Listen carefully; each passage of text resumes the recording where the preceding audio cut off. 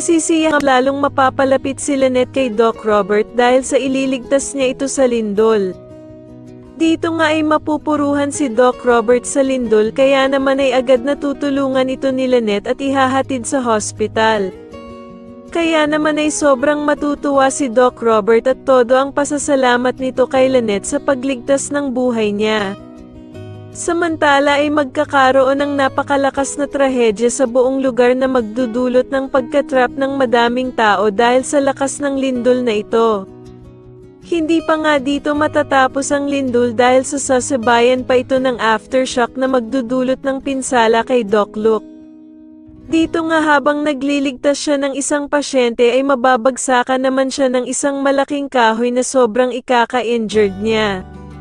Sa kasamaang palad nga ay maging si Doc Robert ay mapipinsala ng sobra dahil sa lindol na ito at magkakaroon siya ng malaking sugat sa kanyang bewang.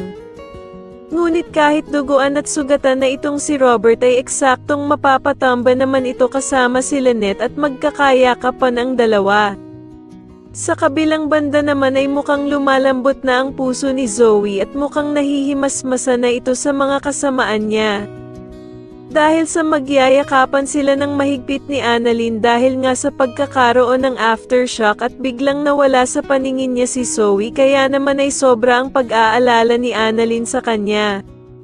Samantala ay pipigilan naman ni Doc Lyndon si Annalyn na maghalungkat ng labasan sa building dahil sa hindi pa nga daw natatapos ang aftershock ng lindol.